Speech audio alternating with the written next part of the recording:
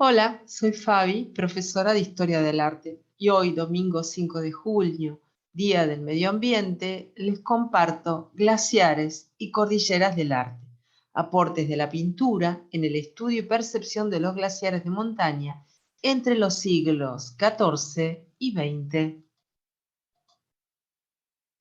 El Día Mundial del Medio Ambiente fue establecido por la Organización de las Naciones Unidas, ONU, en su resolución el 15 de diciembre de 1977.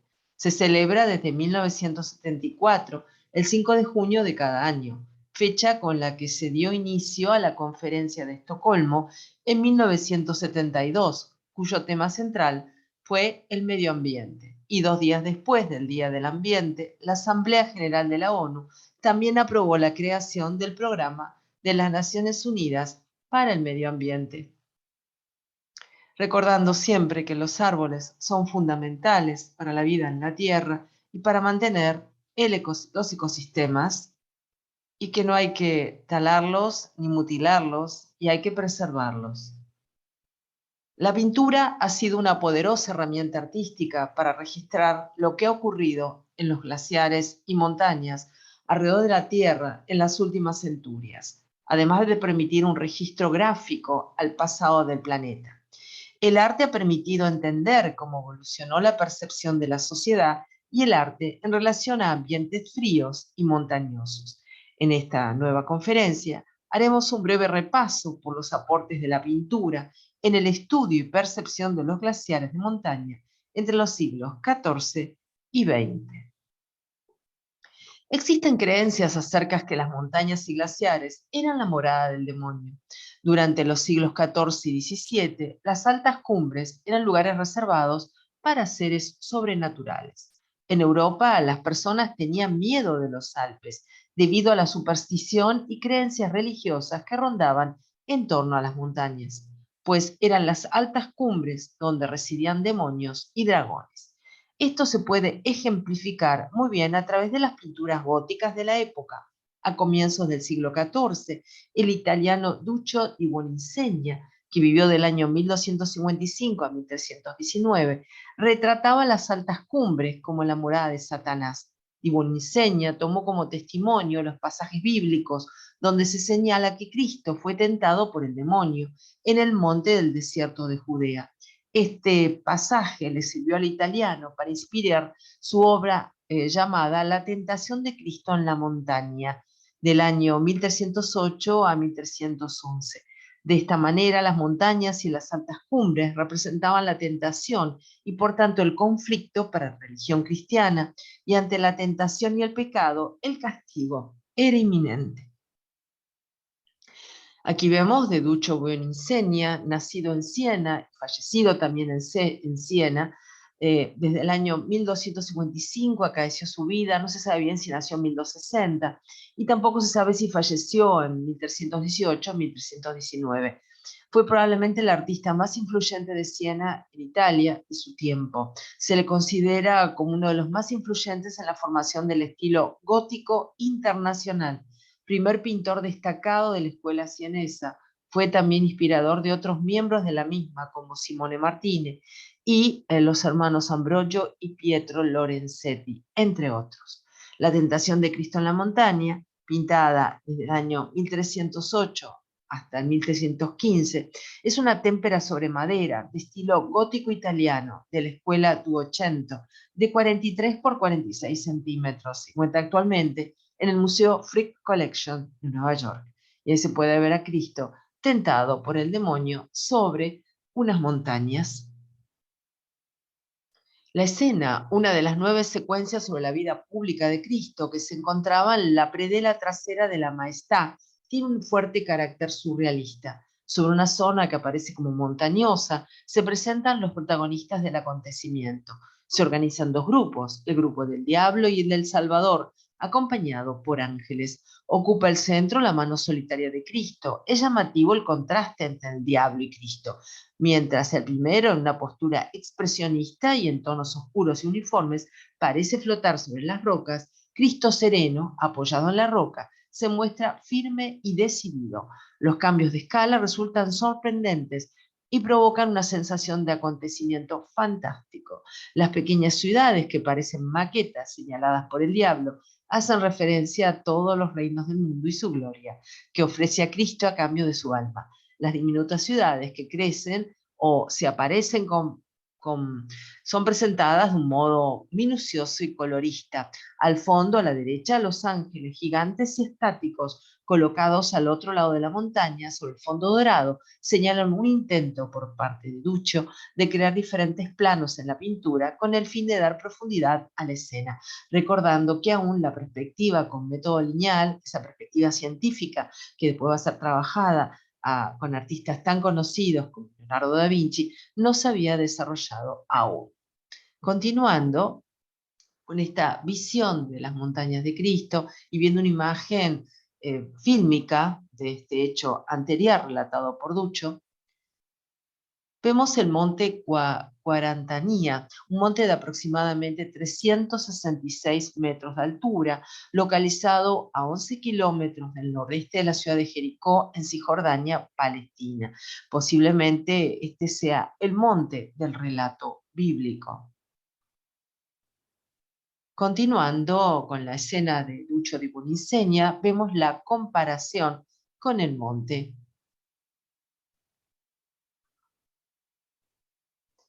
En el año 1640, continuando nuestro relato histórico y nuestro relato también artístico, en territorio chileno, en plena guerra entre mapuches y españoles, el volcán Llaima, también se habla del volcán Villarica, tuvo una excepcional erupción que, según el naturalista francés Claudio Gay del año 1847, alcanzó las nieves eternas e hizo cocer los peces de los ríos. La erupción fue retratada por el jesuita Alonso de Ovalle en su obra Histórica Relación del Reino de Chile, del año 1646. Según el reporte del jesuita a la corona española, la erupción significó la expulsión del demonio de las tierras indígenas, cumpliéndose así parte del trabajo de conversión religiosa. Por otro lado, Claudio Gay creyó que la erupción hizo sentir a los españoles que eran atacados tanto cielo y tierra, viéndose así en total desventaja. Si bien un grupo de españoles lo reportaron como una señal de victoria, también se cree que el evento volcánico fue interpretado como un castigo de la naturaleza hacia los bandos en guerra. Algunos creen que el cataclismo volcánico podía haber persuadido a los españoles y a los mapuches para firmar el Concilio de Quilín del año 1641, parlamento que buscó establecer las paces entre las partes en conflicto. La erupción del volcán Yaima o Villarica en el año 1640, esta obra que estamos observando. Alonso de Ovalle, nacido en Santiago en 1601 y fallecido en Lima en 1651, fue un historiador, ilustrador, cronista y sacerdote español, autor de la histórica relación del Reino de Chile. Ahí podemos ver justamente una ilustración de esta tabla geográfica del Reino de Chile por el autor. Y el volcán en cuestión. Y una toma, una captura de un noticiero que alerta sobre la zona de exclusión a 2 kilómetros del cráter debido a una erupción del mismo muy reciente. Recordemos que está en la cordillera de los Andes y están muy activos los volcanes enclavados en dicha cordillera. Alerta roja en el macizo más activo de Chile, nos informa el noticiero. En esta infografía, la Casa del Diablo. El Villarica es uno de los volcanes más activos de Sudamérica. Desde 1558 se registran alrededor de 60 erupciones importantes. Por eso lo ha relatado el arte también. La percepción basada en la divinidad hacia las altas cumbres no cambió sino hasta el siglo XVIII, ya que tras la Reforma Protestante y la Revolución Francesa, el sistema de creencias de la sociedad europea y de la élite latinoamericana se modificó profundamente. Esto incidió en la disipación de los prejuicios religiosos hacia las montañas y una apertura a conocer y colonizar paisajes que antes estaban clausurados. Porque hasta ahora lo que hemos visto es la representación de estas montañas, volcanes, a través de lo religioso. Pero ahora vamos a iniciar la trayectoria para ver cómo los artistas la han representado con un fin, diríamos, de poder documentar cómo son los paisajes y se van a sumar los glaciares. Los glaciares en los inicios de la ciencia moderna. A mediados del siglo XVIII y en el marco de la construcción de los estados nacionales, se llevaron a cabo exploraciones con fines científicos hacia los paisajes glaciales de Europa. Entre aquellos exploradores destaca el geólogo y explorador suizo Horace Benedict de Saussure, nacido en 1740 y fallecido en 1799, quien despertó el interés de la ciudadanía en los Alpes y sobre todo del Mont Blanc, por medio de relatos e ilustraciones de glaciares que aparecieron en su libro Voyage dans les Alpes de 1780. Tras Saussure, el Mont Blanc se convirtió en un foco de interés social. La gente quería conocer los paisajes descritos por el científico. La difusión de imágenes y relatos de las exploraciones de Saussure influyeron en convertir al Mont Blanc como la montaña más popular y menos documentada de Europa durante el siglo XIX. Los relatos y pinturas del explorador se han utilizado para conocer la evolución de los glaciares en los Alpes franceses, italianos y suizos. Y ahí tenemos la portada de su Voyage dans les Alpes. Físico, geólogo y explorador alpino temprano, profesor de física y filosofía en la Academia de Ginebra.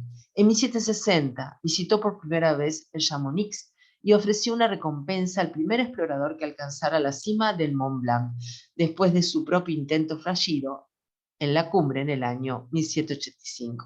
Fue alcanzado por Michel Paccard y Jacques Balman en 1786. Saussure hizo la tercera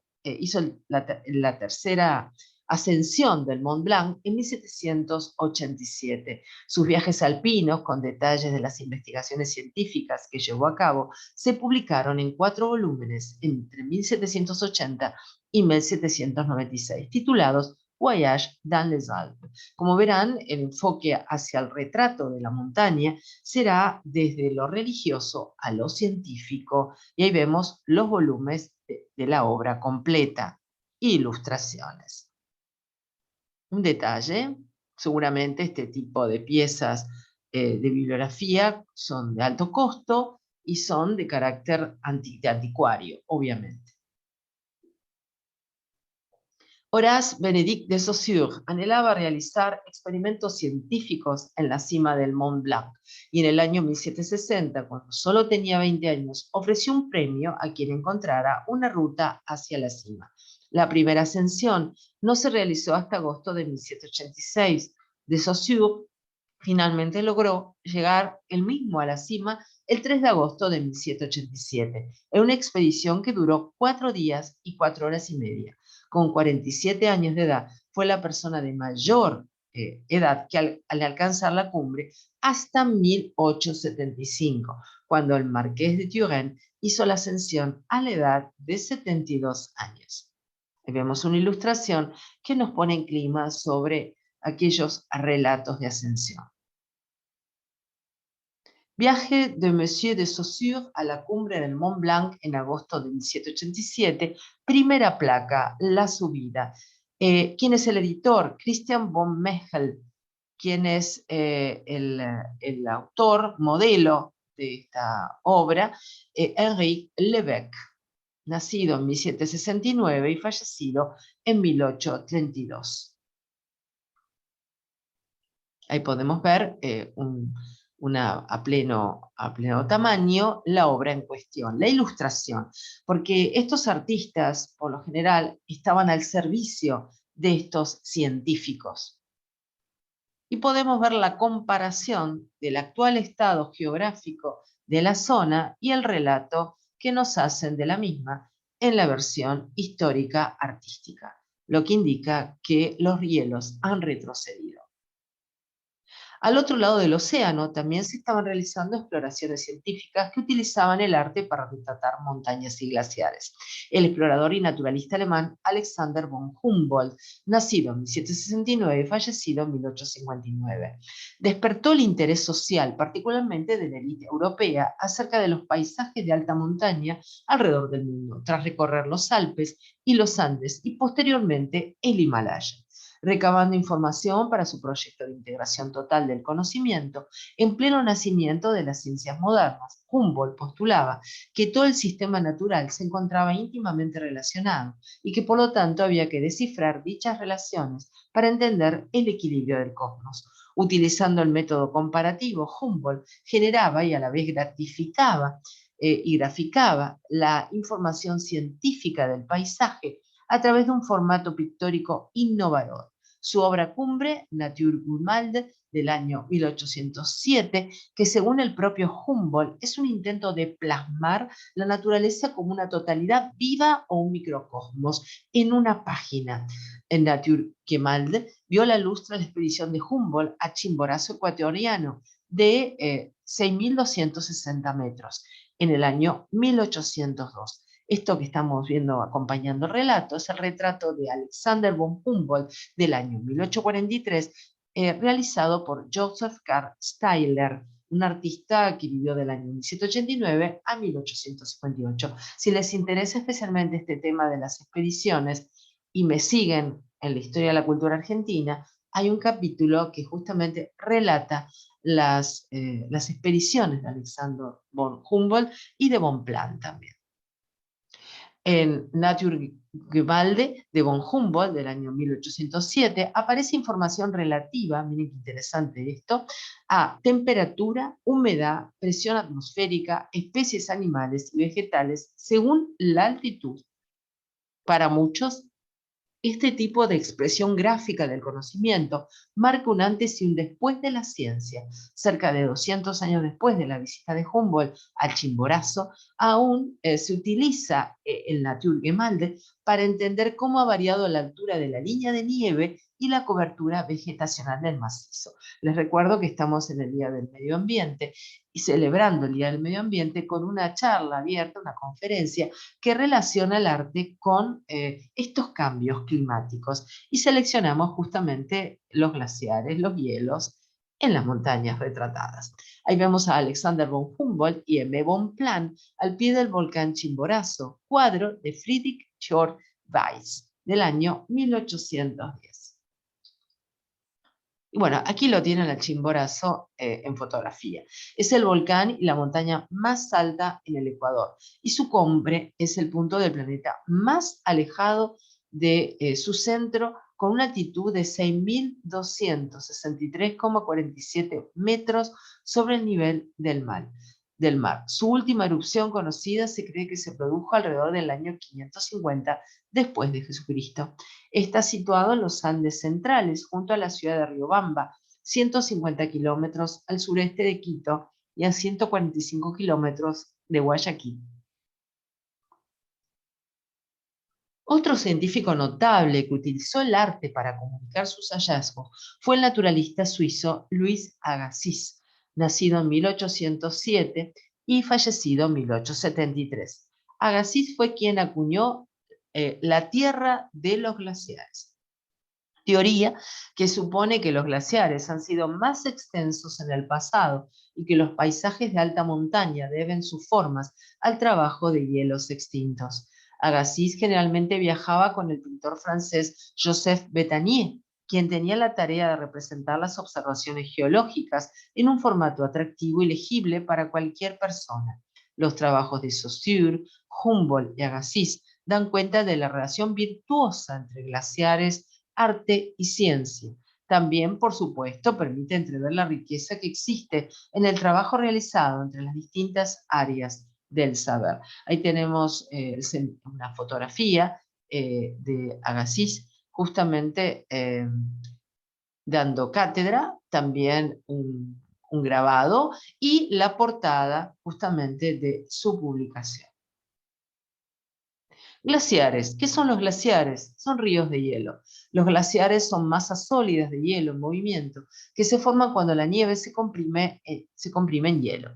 Ocurren en regiones con fuertes acumulaciones de nieve y veranos frescos. Los glaciares aparecen en todos los continentes excepto en Australia y se clasifican en tres tipos diferentes de montaña, de valle y de marea. Por su enorme peso y la fuerza de la gravedad, los glaciares fluyen como ríos esculpiendo la tierra durante su recorrido. Los icebergs, inmensos bloques flotantes de hielo, se desprenden o separen de los glaciares de las montañas y de las mareas que tocan el mar.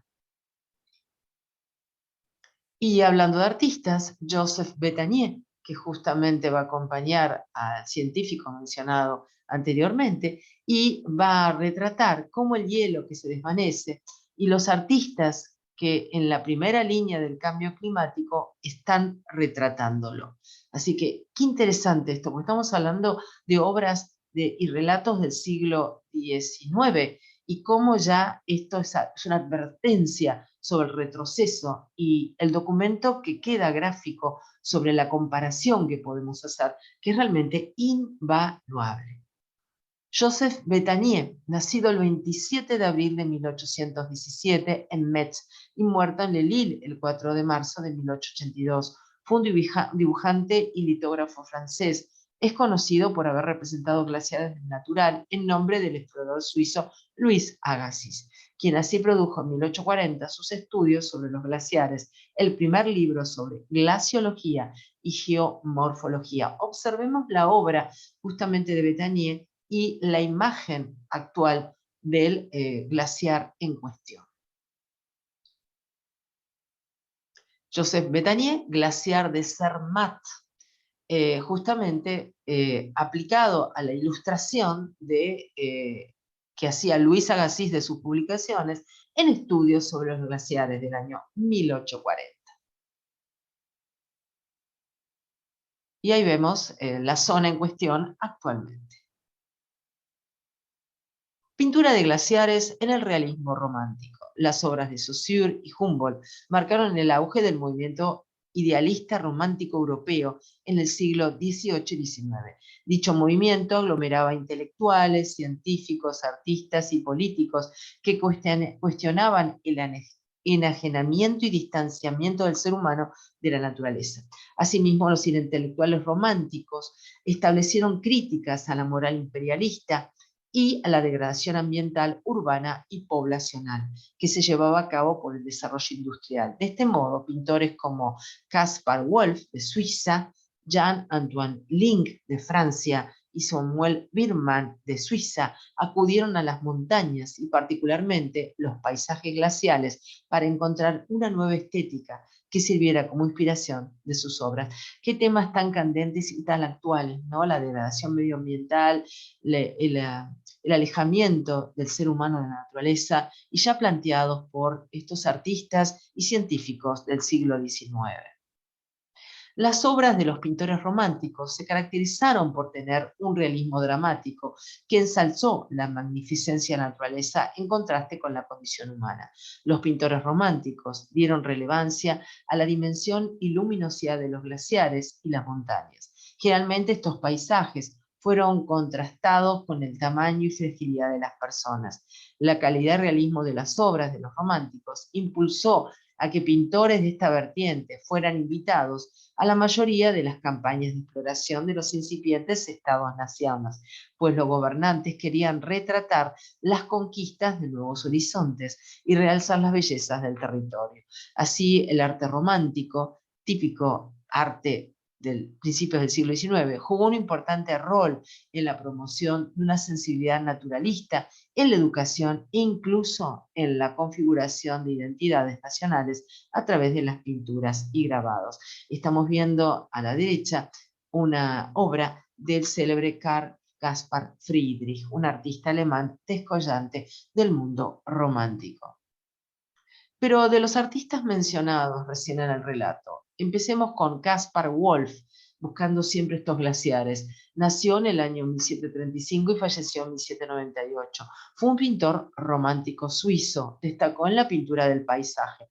donde expresó con intensidad el sentido romántico de lo pintoresco. Sus obras suelen situarse en la montaña, generalmente los Alpes en grandes cumbres nevadas, representadas de modo casi topográfico, en vistas panorámicas con perspectivas forzadas, grandilocuentes, que dan al espectador sensación de vértigo, provocando ese aire de sobrecogimiento que describía la estética de lo sublime. Entre sus obras destaca El puente del demonio, que estamos observando a la derecha, en Jolenen, del año 1777, y un retrato del artista Caspar Wolf.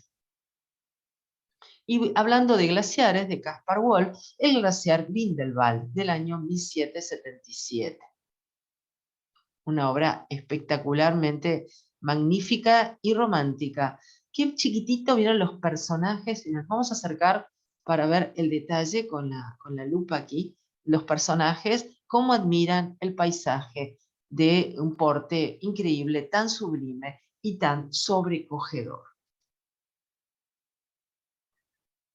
Pasemos al otro artista mencionado, Jean-Antoine Link, nacido en 1766 y fallecido en 1843, grabador y colorista de la topografía suiza. Sus obras, que representan los alrededores de Ginebra, Saboya y los Alpes, también son un claro reflejo de cómo los glaciares todavía tenían gran cantidad de hielo y avanzaban sobre el paisaje. Acerquémonos a esta magnífica obra, también con unos pequeños, diríamos, figuras, unas pequeñas figuras que representan la figura humana, pero haciéndose a un lado ante la magnificencia del paisaje. Eso ya es típico del siglo XIX, que las personas en los paisajes vieron una importancia menor, que el paisaje realmente ocupe todo el lienzo. Acerquémonos aún más para ver lo escarpado y lo bien graficado que está ese glaciar y su hielo con esos colores turquesas, azulados, verdosos, avanzando sobre la ladera de la cordillera, sobre la montaña, sobre los Alpes. De Jean-Antoine Link, el glaciar de Bois y las agujas de Charmoz, aproximadamente del año 1799, es una acuarela en papel de 33,2 por 45, así el alto primero. Y abajo pueden observar una imagen actual de este paisaje, también documentado por la mano del pincel, la mano magistral del pincel de Link. Qué belleza de obra. Entonces, Jean-Antoine Link, el glaciar de Bois y las agujas de Charmes. También de Jean-Antoine Link, el Mont Blanc, el Mont Blanc. Y la visión actual, ¿ven?, de toda esta zona, en una fotografía del Mer de Glace, cerca del Mont Blanc, que también lo va a retratar Jean-Antoine Link en el año 1804. Pero no es el único artista que relata esta Mer de Glace, este mar de hielo. Es un artista muy conocido, William Turner, inglés, nacido en 1775-1851, siempre lo intercalo en mis conferencias, glaciar y fuente del Arberon, subiendo a la Mer de Glace. En este caso, la visión que tiene el célebre William Turner es como mirando el glaciar de costado, como acompañando su trayectoria, y no de frente. Observemos nuevamente la visión que tiene Link del Mer de Glace, la visión que tiene Turner. Siempre un artista controversial, Turner. No sabemos bien si es romántico o si es realista. Tiene una pincelada realmente muy dinámica. En el año 1802, Turner realiza su primer viaje al continente, conociendo en primer lugar Suiza, donde se encontró con un paisaje totalmente diferente para él. La infranqueable naturaleza de este país marcará durante una temporada buena parte de la producción pictórica del joven pintor londinense, interesándose por los glaciares y las altas montañas, que ponen claramente de manifiesto la grandeza de la naturaleza frente al ser humano.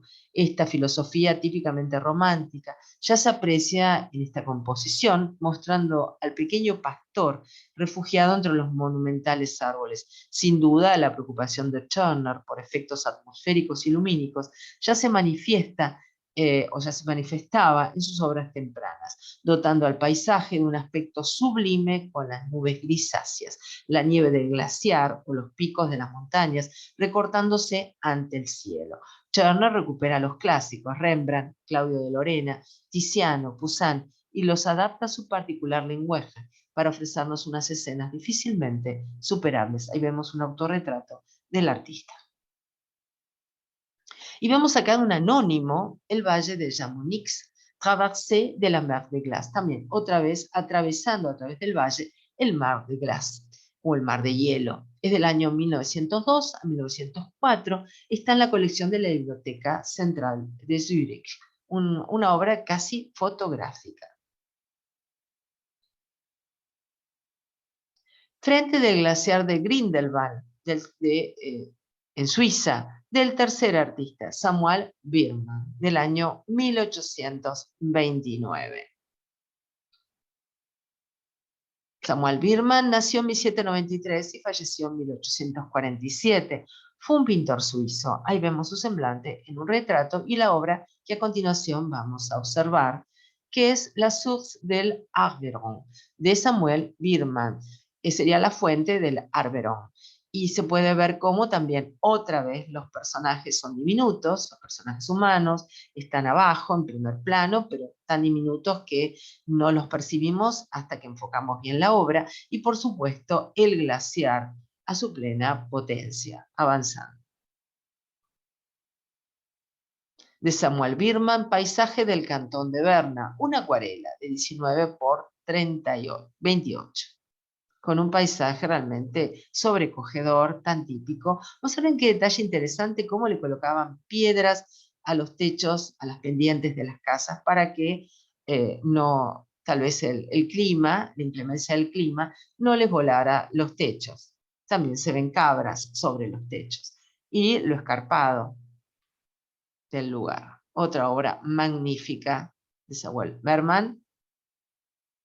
Y el entorno natural actual del paisaje que nos regala este artista Samuel Birman.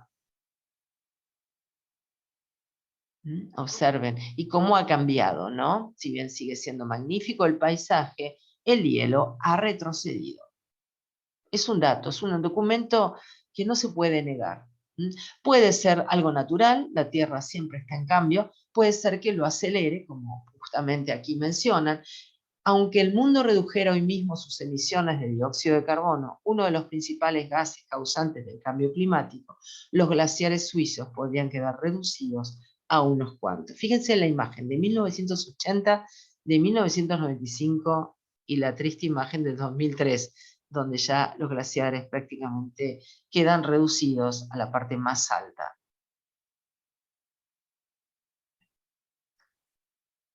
Vamos a ver aquí arriba un autor desconocido entre el año 1840 y 1850, el glaciar de Rosen-Laui, en Suiza. Fotografía y una fotografía, miren abajo, del año 2019. El realismo de las pinturas románticas ha sido utilizado en la actualidad para reconstruir casi en detalle el comportamiento de los glaciares durante los últimos 500 años en Europa. Gracias a las pinturas de Wolf, Link o Birman, hoy se sabe que los glaciares europeos tuvieron varios avances y retrocesos entre los siglos XVI y XIX. Esto está bueno, ¿vieron? Porque tiene que ver con que si avanzan y retroceden, tenemos una esperanza de que vuelvan a avanzar.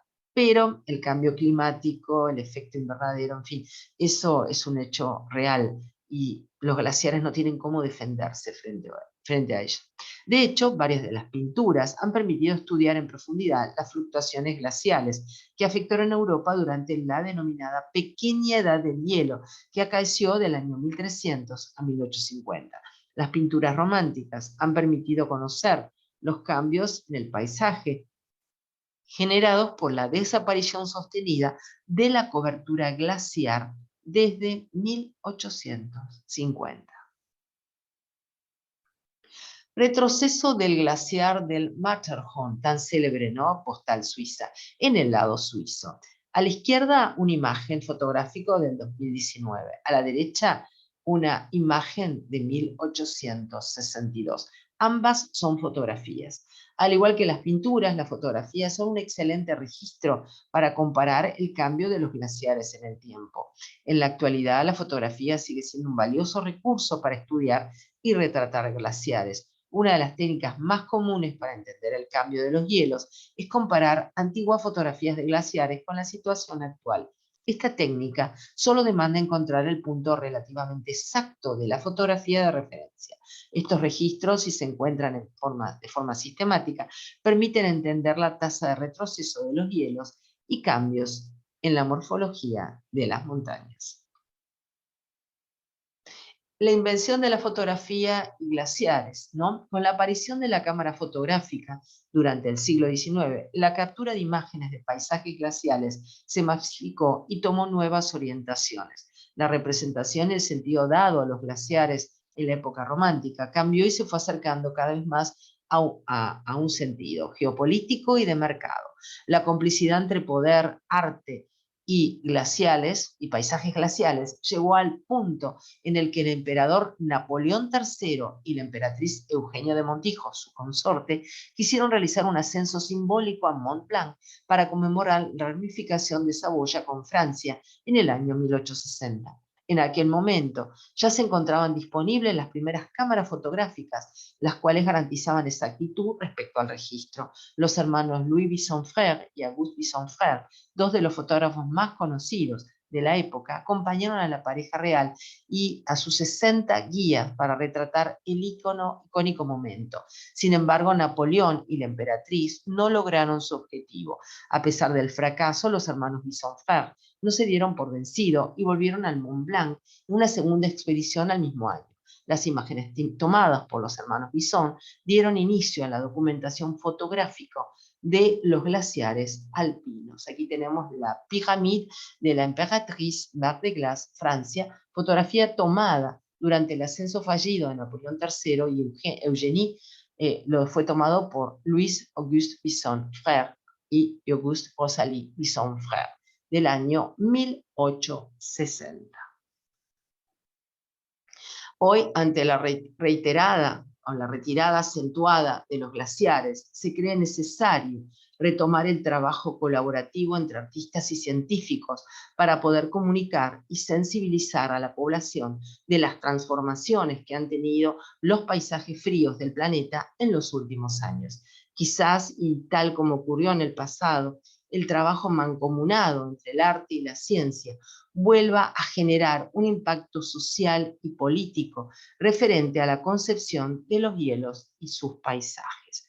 Y ahí vieron 4 ilustraciones que nos recuerdan qué aspecto tenían los glaciares y qué aspecto tienen ahora. Y por último, les voy a dejar para que escuchen cuando quieran, linkeado acá abajo en comentarios, la Sinfonía Alpina, ya que el arte también engloba la música, y yo siempre suelo amenizar con música, pero quisiera que tal vez la puedan escuchar completa, los 45 minutos, cuando gusten. La Sinfonía Alpina de Richard Strauss, no de Johann, de Richard Strauss, una de las mejores sinfonías de la historia. A través de sus más de 45 minutos de duración, en los que la música se interpreta sin interrupción alguna, el compositor emplea toda la variedad cromática de la orquesta para transmitir las impresiones que le producen cada uno de los momentos vividos y los parajes atravesados en la ascensión. Richard Strauss hace en esta obra un uso extensivo del leitmotiv, asociando cada uno de los elementos presentes, la noche, el sol, la lluvia, a un tema musical. La Sinfonía Alpina de Richard Strauss se estrenó con la Dresdner Hofkapelle el 28 de octubre de 1915 en Berlín, dirigiéndola el propio compositor. La sinfonía se divide en 22 escenas. Noche, salida del sol, el ascenso, al entrar en el bosque, camino junto al arroyo, por la cascada, aparición en los prados floridos, en los pastos, perdido en la espesura y la maleza, en el glaciar, instantes de peligro, en la cima, visión, aparece la niebla, el sol se oscurece paulatinamente, elegía, calma antes de la tormenta, temporal y tormenta, descenso, puesta del sol, epílogo y noche. El temporal y tormenta es impactante como la orquesta logra, con un colorido impresionante musical, relatar esa tormenta. Bueno, y les voy a, justamente en la versión de la portada de este disco, se las voy a dejar abajo linkeada por Herbert von Karajan. Un lujo absoluto. Bueno, me despido en el Día Mundial del Medio Ambiente con esta imagen que nos haga reflexionar sobre qué papel tenemos actualmente en la humanidad frente a nuestro planeta, una joya en el sistema solar. Bueno, muchísimas gracias y por supuesto, recuerden escuchar la Sinfonía Alpina. Muchísimas gracias, hasta el próximo, hasta la próxima conferencia, hasta el próximo video, y les invito justamente a visitar mi canal con las conferencias anteriores y un montón de listas de reproducción que pueden ser de su agrado. No se olviden dejarme un like si gustan de este video. Muchas gracias.